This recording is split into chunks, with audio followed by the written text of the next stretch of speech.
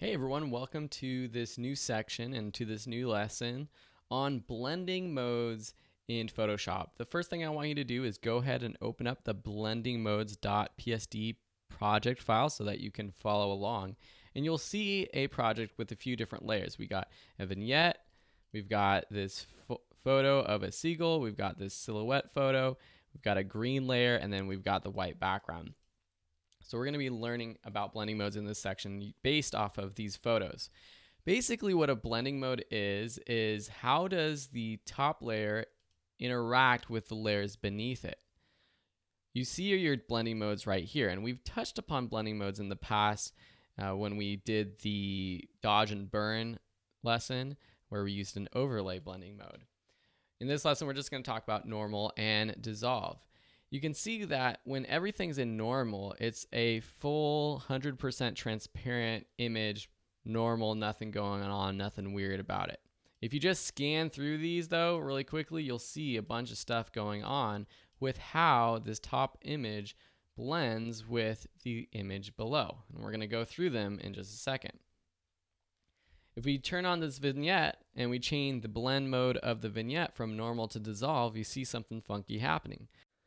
When you use dissolve, it turns the pixels of this top layer and it blends through the background image in a random way. Some pixels are still black, some show through the background.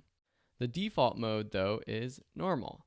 And so that's what you're going to be using for most of your layers, but you can also know that you can change the blending mode for not only layers but also groups.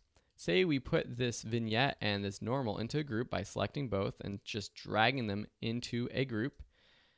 And now if we change, you see that this has this pass through, which is the standard for a group blending mode. But if we change this to something like overlay, something happens to the entire group. But if we open up the group, each thing is still normal blending mode. And then the last thing I want to tell you in this lesson before we dive into the different blending modes is you see here in these list of blending modes that there are little lines in between, and this is to group different types of blending modes. We have our darkening, we have our lightening, we have our contrast blending modes, and those are grouped together. There's only a few that I typically use, but we'll run through most of them. And then the last thing is just a quick hotkey or keyboard shortcut to run through your blending modes is to press Shift on your keyboard and then the plus or minus key on the keyboard, which is next to the delete key on a Mac or the backspace key on a PC. You can see as I press Shift plus, it runs through the different blend modes, and this is a good way to kind of see what happens, see which ones you like depending on what one you have selected.